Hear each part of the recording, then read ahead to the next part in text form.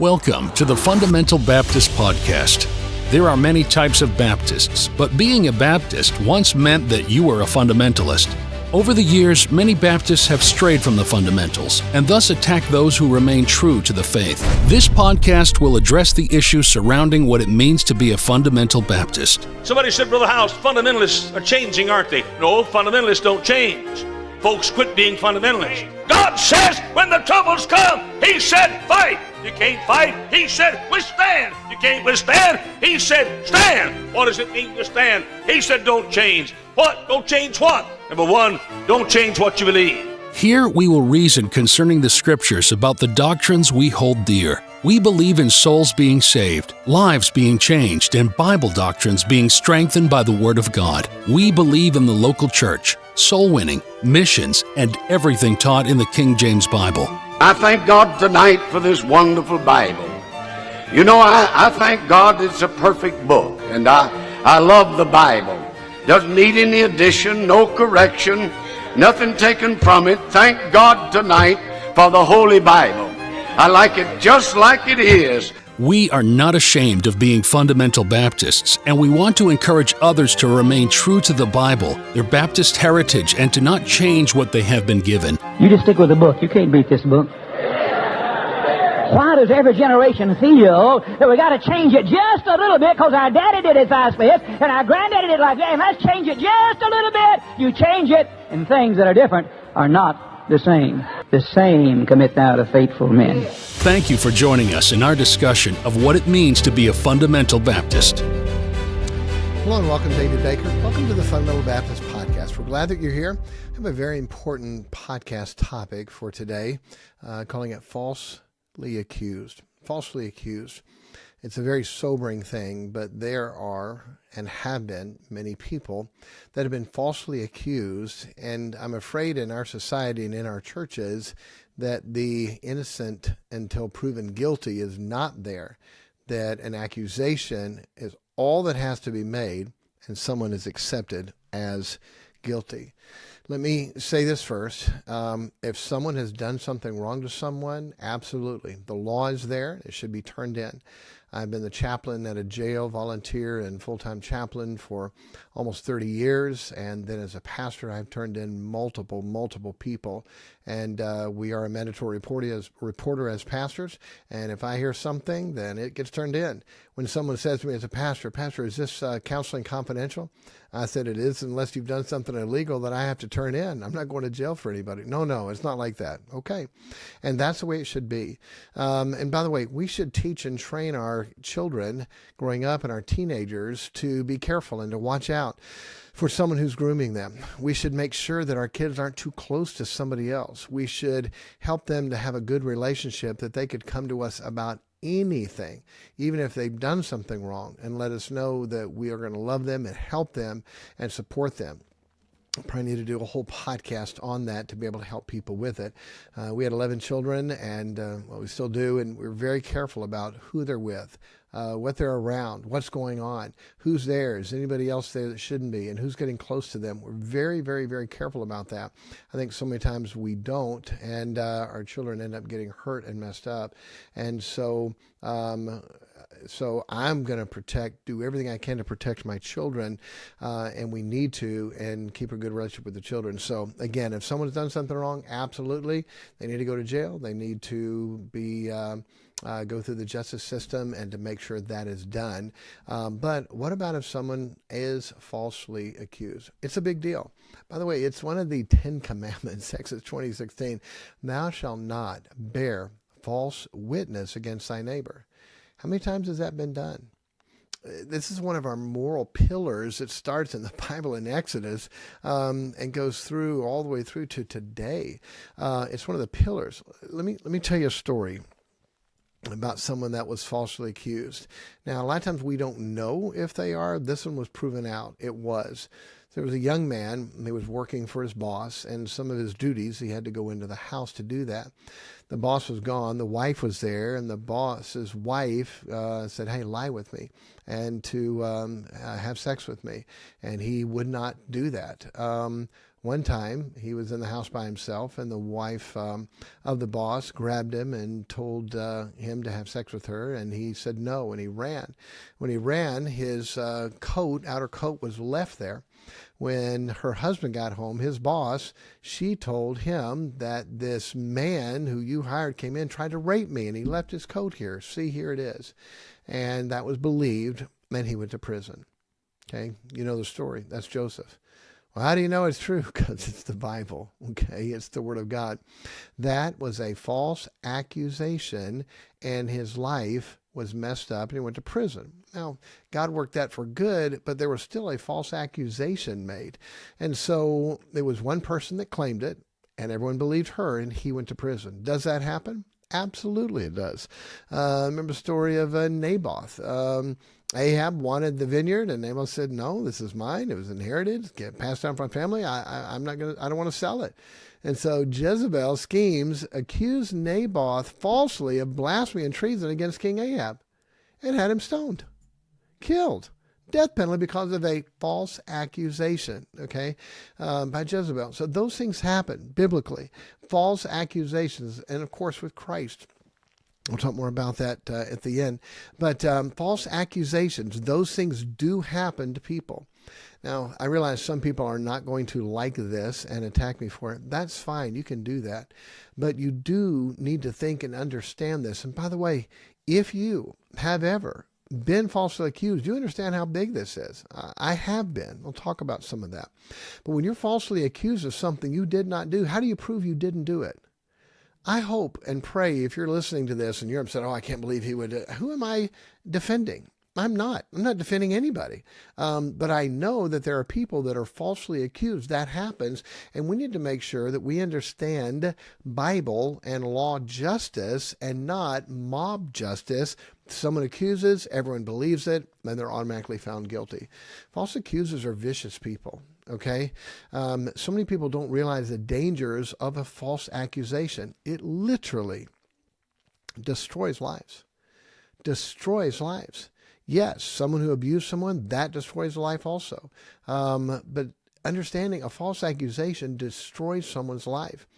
If you defend someone who's had false accusations raised against them, now you become the guilty one.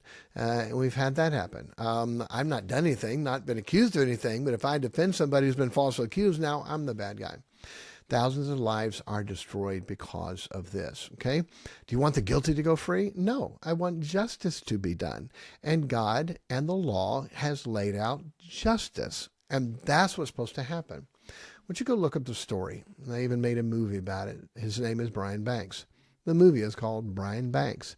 He was a young man, 16 years old, in high school. He and a girl slipped off to a back stairwell and were making out. And they did not go all the way. He went out one door to get back. She went out another, and she got caught by a hall guard and said what happened. And ended up she falsely accused this young boy of raping her. He didn't do it. But they believed it. Mom believed it. Police believed it. Arrested him. Went to court on it. His lawyer said, look, just take a plea. You'll get probation. Go back home. Be done with this. And he took the plea. And after that, he got sentenced to 6 years in prison and another 5 years on probation. He was a football star. He had scholarships. He was going to play at a big school, Division I school football, and go pro. And he had the talent to do that. And that was totally gone. Spent 6 years in prison.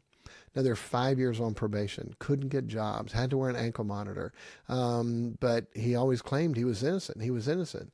And through some things, I'll tell you the whole story. You can go look at it. Through some things that got overturned by the California Innocence Project. And he was exonerated. And she admitted she made it up. Okay, she admitted she made it up. But years, decade plus of his life was destroyed because of a false accusation. How many times did that happen? Well, how many times did people get by with it? I understand that, but which way do you want to start? Guilty until they can prove themselves innocent, or innocent until they prove themselves guilty? So point number one in this, it has to start with innocent until proven guilty.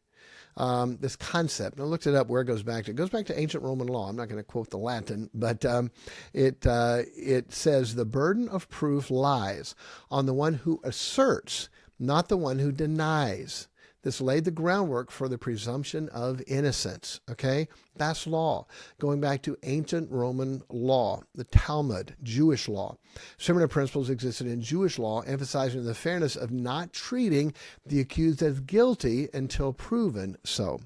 Well, how do you prove it? It is very hard to prove it sometimes. So here's what the law said.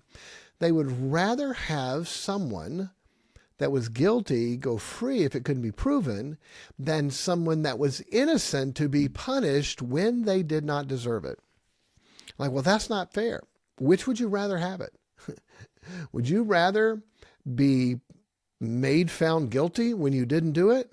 Which would you rather have? We want justice. Justice starts with presuming innocence, okay? It starts with presuming innocent. This phrase of innocent until proven guilty was credited to British barrister, a lawyer, Sir William Garrow, used it during a trial at the Old Bailey in 1791. He coined that phrase, but it's been around forever. The U.S. Constitution doesn't exactly mention the phrase, but embodies this principle through amendments like the Fifth Amendment, due process, Sixth Amendment, right to fair trial, 14th Amendment applies to the Bill of Rights to the states. And so this innocent until proven guilty is a bedrock foundation of our country. But not to so many Christians. Someone accused is guilty. Someone accused is guilty. Why do we do that? I mean, honestly, ask yourself, if you heard today, oh, did you hear so-and-so did this? Automatically you believe it. And they're guilty. Do you know? Was there a witness? Were there two witnesses? Did they admit it? Automatically we believe it and are guilty. If we believe what someone tells us and it's not proven, then what is that called? I mean, that's called gossip.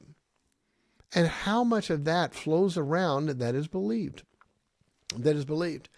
So Brian Banks was overturned. The California Innocent Project had dozens overturned by being able to go back. And the ones they say that are still innocent but are in the system and locked away, major ones.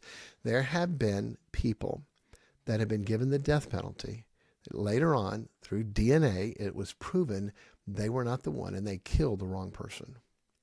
That's why it's such a big deal. It's innocent until proven guilty. And proven guilty. This is from the National Registry of Exonerations, people that were exonerated, that were found innocent. As of January 2020, over 2,547 exonerations in the United States since 1989. Since 1989. These are the only ones that are documented. How many other people were wrongly convicted is likely higher. Okay? So number one, with people, with Christians, with people in our churches, why do we want to believe so quickly, oh, I knew that, and we automatically believe it's guilty?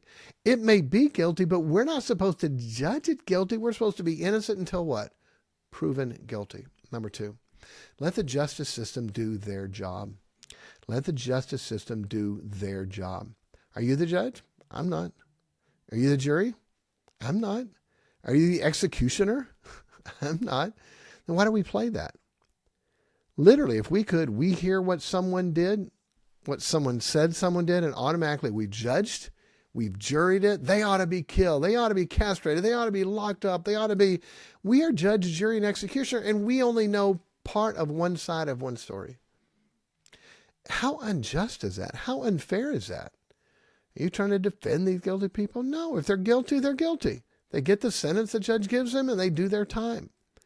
But how many times has it been a false accusation? So number one, innocent until proven guilty. Number two, let the justice system do their job. Number three, let me do my job. What's our job as a Christian? What's our job? Brethren, if a man be overtaken in a fault, you as your spiritual restore such a one in the spirit of meekness. For almost 30 years, I've helped guys when they're incarcerated. I don't ask what they did. I don't ask if they're guilty. That's not my job. I'm not the judge. I'm not the jury. I'm not the executioner. What is my job? Restore such an one in the spirit of meekness. This has happened to me dozens of times. I'll do a service there and preach and then try to lead them to Christ. And afterwards, a guy with a real standoffish wall up. Well, I'm sure you read about me in the paper. No, I didn't. I was on the front page. Nope. Don't read it on purpose. Why not? Because I know most of the time they get the stories wrong. And I don't want to come in and prejudge somebody when I don't know the story. And they just, wow. And they tell me, boom, boom, boom, boom, boom, what happened. Are they telling the truth? I don't know. But I know so many times the newspaper does not get it right. By the way, understand the legal system. I've been in court, I know in 30 years, hundreds and hundreds of times. Sometimes in court 2 or 3 times a week. I've done that hundreds of times, and people don't understand the judicial system. I'm not an attorney. I was going to college to be an attorney and was going to come back in the military as a military attorney, and that's what I wanted to do, and I'm very interested in the judicial system. But it's amazing how so many times the stories are wrong. And understanding when somebody gets charged with something, they will go through and charge them with anything and everything that they can. So many of them that are not even true, and they know that. They do that on purpose, so when they plead down, all right, we'll take away this charge, take away this charge, take away this charge, plead to this, and we'll be done. They don't want to go to trial. Nobody wants to go to trial, okay? Judges don't. They want to get a jury, both attorneys, let's settle and be done. And most cases are settled. I think 96% of the cases are settled. They don't go to trial. Going into trial, you take a risk of what happens. And so many times people take a plea. Listen, number one, innocent until proven guilty. Number two, let the justice system do their job. Number three, let us do our job. What's your job as a Christian? To restore. We are to help the people involved, the accused, their family, and the one who's been hurt. And then we're to help everybody. Okay, we're to help them. The victim, we're to truly help them biblically when they've been hurt. How do we help them? Through Bible, through truth. So many times people don't help the victims. They help them to be a perpetual victim for the rest of their life. You don't heal from that. You don't help people from that. You don't use what happened to you to make a difference in somebody else's life. You're a victim for life. That's not how God wants us to be. We are more than conquerors through him that loved us. We're not to be victims. So what are we supposed to do? Do our job. We're supposed to help people.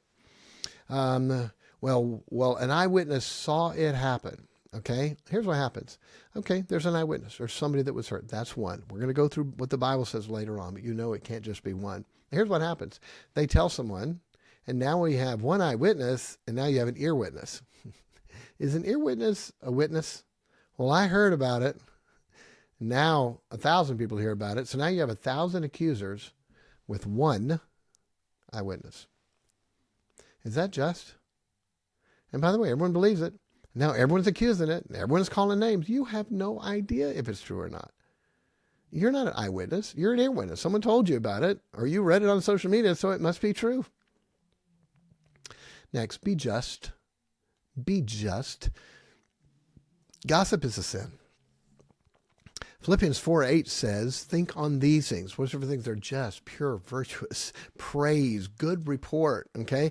It has to go through all those 8 things before we're even supposed to think about it, much less share it with somebody else. Why in the world do we do that? Do you understand? It is a sin. It is a sin to gossip. Well, I believe it. Okay. You can believe it, but we're not supposed to. Innocent until what? Proven guilty. And then after the penalty, what do? Restore them to usefulness for society. It's amazing. People for a long time, even people locally in the community, are upset with what we do, trying to help people that are incarcerated.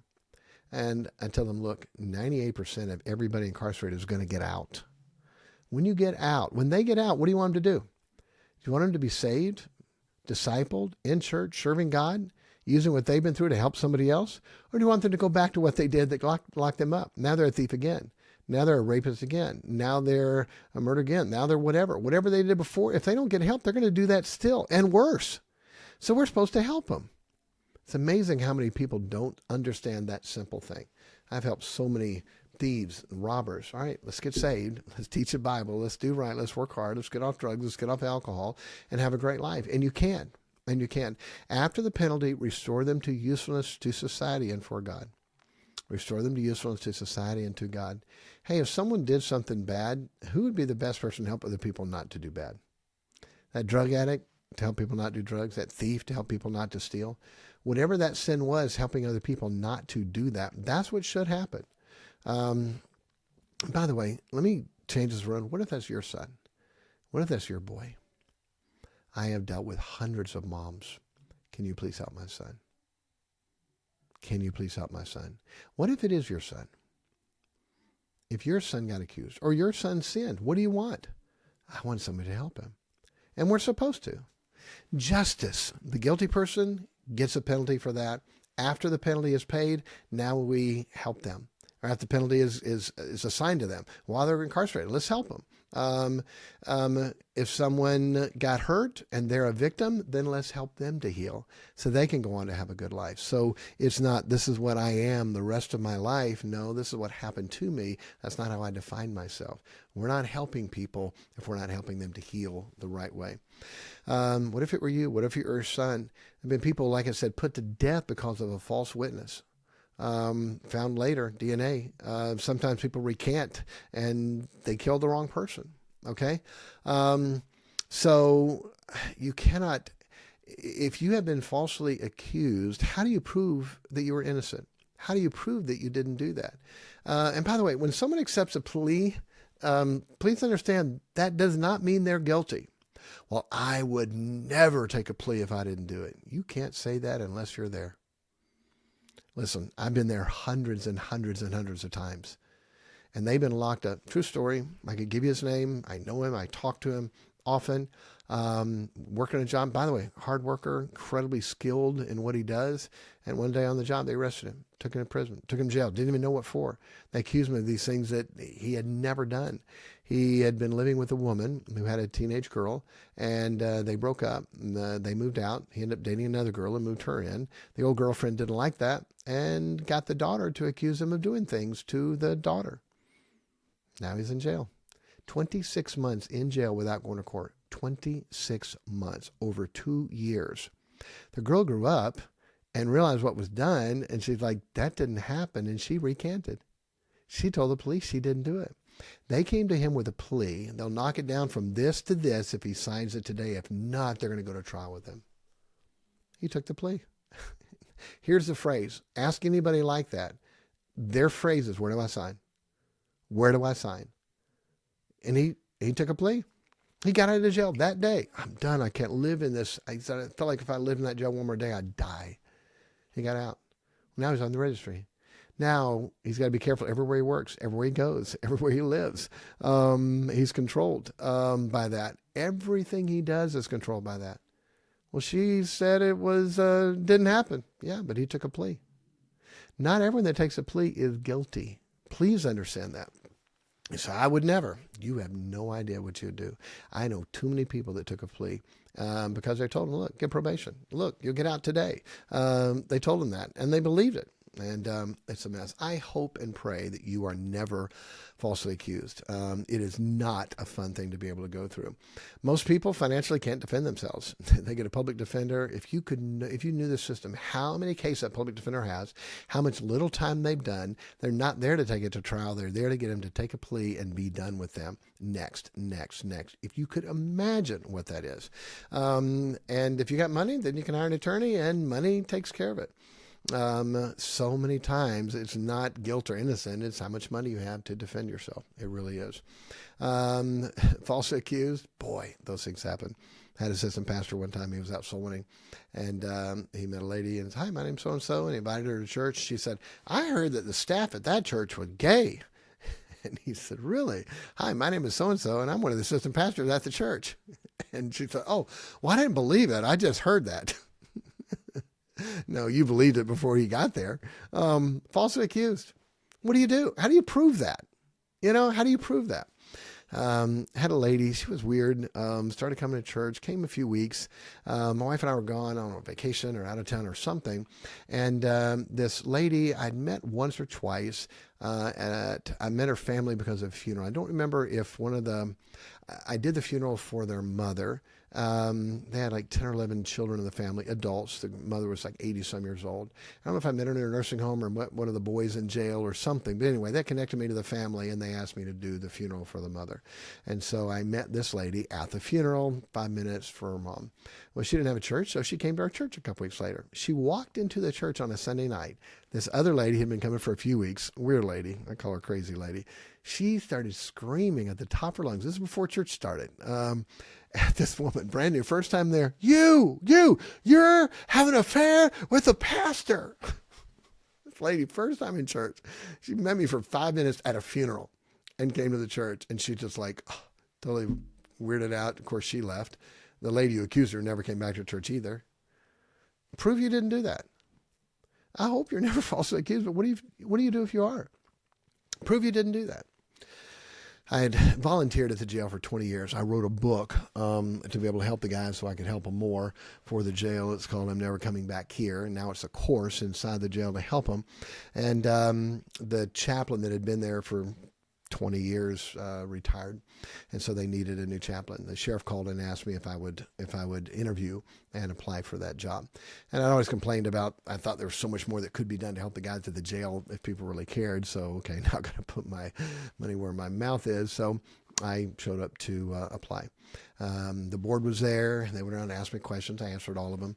One guy asked me this question, said, Mr. Baker, Pastor Baker, have you done anything that if it came to light, that would cause a blight on this organization or Christ? And I said, 30 years ago, before I was a preacher, yes. Since then, no. All right, thank you. Got done with all the questions and left. Thought it went well. I wrote the book on it. I've been a volunteer there for 20 years. Everything they asked me, I explained. What's your philosophy? How do you help them? Da-da-da-da-da. So I didn't get the job. Okay, I don't understand why. They hired another guy. And it didn't work out. And now they needed to hire another chaplain. So the sheriff called me again, and he said, look, last time I just let the board decide. This time I'm going to be involved. Would you please apply again? I had taken the sheriff out for lunch before while he was still running, shared with him my philosophy, his ideas. He's a Christian Baptist, and he wanted to institute those things, so he wanted me there. So interviewed again, and it was a fight. There were people from different religions who didn't want me there, but I won the vote, and I became the chaplain. At the first board meeting, while I'm the chaplain, before the board meeting, the president of the board told me, he said, David, he said, you interviewed the best both times. He said, you were the best person we interviewed both times. I said, okay, I thought it went well. He said, but here's why you didn't get it the first time. When that guy asked you, by the way, the guy that asked me, have you done anything if it came to light that would cause a blight on us or Christ? He was a retired captain for the police department. Okay, retired captain who now is retired, and now he wants to be in the ministry. And he asked that question. I answered it and was done. He said, after you left, that retired captain from the Columbia Police Department said, well, I need to say something about Pastor Baker. We, Columbia Police Department, caught him in a car alone with a woman in this parking lot at this time, at 2 a.m, in an embrace with a woman who was not his wife. He told the whole board that. Now the president of the board is telling me, and immediately I was like, that is not true. That did not happen. I've never done that. I don't even ride alone with a car. I'm not in a room alone unless the door open. And all these bars you put up to protect yourself, that never happened. He said, well, it's in the past. Like, no, it's not in the past. How do you prove you're innocent? By the way, he told them that for a year. The people on the board believed it. By the time I could say it didn't happen, those people, some of them were off the board. Who knows how many people they told? How many people believe that? False accusation. Prove you didn't do it. Prove you didn't do it. So I tried the best I could to prove you didn't do it because I was incredulous. I'm falsely accused of this. Then I went to the now captain at the Columbia Police Department. His name is Kenny Brady. I went to grade school with him. And he was a year older than me, but we knew each other. And I said, hey, here's the deal. Here's what happened. I told him the accusation. He said, look, he said, man, I know that didn't happen. He said, if that would happen, we're a small town, okay? And I'm not the most, I'm known. People know me. They know my family. And he said, look, if that would have happened, we would have all known that. I promise you that didn't happen. And I said, would you go through your records and do a search and look up just in case anything was logged there? I said, sure. And he did. And he called me and said, look, there was nothing in there at all. And he said, who said that? And I told him who. And he dropped his head and shook his head. And he said, that sounds like something he would say. 2 people said that. By the way, when I heard that, I know the guy. I know him fairly well. I called him immediately on the phone. I said, what in the world are you doing saying this? Oh, yeah, you remember. Like, what do you mean I remember? That never happened. Oh, yeah, it did. And he's covered himself. Why? He wanted the job as a chaplain. And he knew I interviewed best. I wrote the book. I've been a volunteer there for 20 years. He knew that I was going to get it. So he had to bring a false accusation against me so he could get the job. I'm furious. I would love to go back to my old nature and take care of that in a different way. Furious. I hope those things never happen to you, but what happens if you are falsely accused? How do you prove yourself innocent? I tried my best in that situation, but listen, there are people who heard it who I know still believe it. I never got a chance to prove that I didn't, or show them the proof that I did not do that. Crazy. By the way, later on when I ran for county mayor, that I didn't want to do, but our county mayor, who's now a U.S. congressman, and our former state rep, and the head of the Republican Party who retired, asked me to run, this stuff came out. This guy was running for county commission, and this stuff got out, and it was gigantic false accusation. So I pushed it again with him. I hope you don't have to go through any of those things, but that happens. I'm not going to go through this whole story for time, but I know of a case, and was close to it, where a stepmom had two girls bring a false accusation against the guy to get custody of one of the girls. And one of the girls later on, after a guy took a plea, said that, yep, that's what happened. She stirred us up to say this so she could get custody of one of the children. He took a plea. He took a plea because he would spend not one night in jail. He'd have to go to a class once a week for 6 months and be done. No probation, no registry, no anything. He took a plea. Oh, when the 6 months for the class, the state made a new law and made it retroactive. And now he's been on the registry for 20 plus years. Can't live certain places, can't work certain places, can't go to the park, can't go to the ball game to watch his son play football. False accusation. It's out there. Okay, it's out there. Well, are you trying to say these people? I'm not saying anything. There are false accusations, biblical, and in life we all know that. Why are we trying to judge this? I'm not the judge. If anything, I'm the restorer. I'm the restorer. Biblically, logically, legal, innocent until proven guilty. It's sad. We don't live that way. The setups. Well, I saw a picture. You have no idea what you saw. Dr. House got a call one night late to come to emergency counseling at a house. He felt the Holy Spirit, something may not be right, brought his assistant pastor with him years ago, young preacher. And he went and knocked on the door. When he knocked on the door, this woman in lingerie jumped out to fall on him. He, athlete, and moved out of the way. And in the bushes was a cameraman to take a picture. She was supposed to fall into his arms in lingerie and get a picture of it, and his ministry would be destroyed. We got a picture. Look at Jack Kyles with a woman in lingerie who's not his wife. We got him. How do you prove that? We don't know the stories, but we have judged, jury, and executioner. You get out of the way, they didn't get the picture. What if they had? What if they had? It is crazy. Again, I keep saying this. I hope it doesn't happen to you. But there's a part of me, for people who believe the false accusations, just wait. There's the sowing and reaping. You believe a false accusation. You build on a false accusation. Just wait till that happens to you. You'll be singing a different song. Again, I don't wish that on anybody. There's a part of it that does, because that's just wrong. So what does the Bible say? Okay. 1 Timothy 5:19, against an elder, okay, pastor, against an elder, receive not an accusation. Receive it. Don't even listen. Don't receive it. Receive not an accusation, but before 2 or 3 witnesses. Did 2 or 3 witnesses see this happen? Then I'm not going to hear it. I'm not going to receive it. I'm not going to believe it. If I heard it, I'm not going to believe it. If I can, I'm not even going to listen to it. God says not to receive an accusation, but before 2 or 3 witnesses. Deuteronomy 17. At the mouth of 2 witnesses or 3 witnesses shall he that is worthy of death be put to death. But at the mouth of 1 witness he shall not be put to death. What if one person saw them kill somebody, and they saw it, and it's true, and it's real, and they know it happened? According to the Bible and law, he was not to be put to death, because it was too easy to have 1 false witness, and they'd rather have a guilty man go free than an innocent man be put to death. Argue with God. Go to God about that. I'm sorry. I wish we knew everything. I wish it could be totally justice and we got a video camera of everything that happened. We could play it back, but we don't. Okay. Deuteronomy 19, verse 15. 1 witness shall not rise up against a man for any iniquity or for any sin in any sin that he sinneth. At the mouth of 2 witnesses or at the mouth of 3 witnesses shall the matter be established. God said if there's 1 witness, you don't even rise up against him for any iniquity, for any sin. What in the world do we do with that? That's Old Testament. Matthew 18, verse 15. Moreover, if thy brother trespass against thee, anyway, in Matthew it says, after that you go to him. If he hears you against your brother, if not, then take one or two more, that in the mouth of two or three witnesses, every word should be established.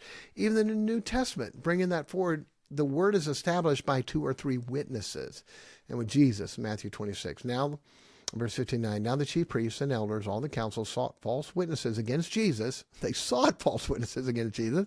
Even if they have witnesses, they could be false, to put him to death, but found none. Yea, though many false witnesses came. Wait, you couldn't find none. They found none. At the last came two false witnesses. They knew when they found one false witness, it didn't matter.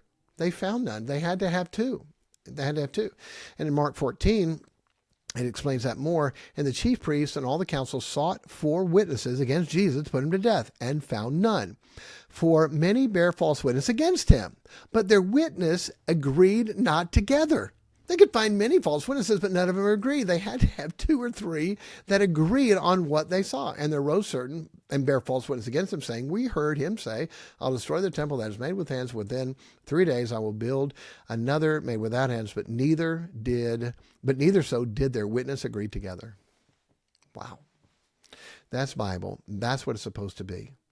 Again, I'm sorry for anyone who's hurt. I'm sorry for anyone who's taken advantage of. I'm sorry for anyone who got sinned against. But for us to make an accusation, biblically, it's supposed to be two or three witnesses. So, innocent until proven guilty. Let the judge and the system, judicial system, do their job. Let us do our job, okay? Let us do our job to do what we're supposed to be. Let them judge righteously. By the way, God said, judge righteously. Judge righteously means I'm not the judge. I can't judge them righteously.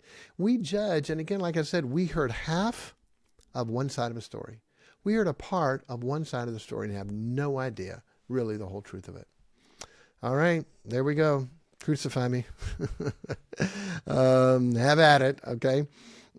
This is gigantic. It's a sobering thing. And if you have ever been falsely accused, you understand, and you're nodding. Now, let's make sure we are not judging and believing in someone else without knowing the story. Let's do our job and let the judicial system do their job. Okay? God bless you. Take care. We'll see you on the next lesson. Thank you for listening to the Fundamental Baptist Podcast. If you have any questions, you can email us at thefundamentalbaptistpodcast@gmail.com.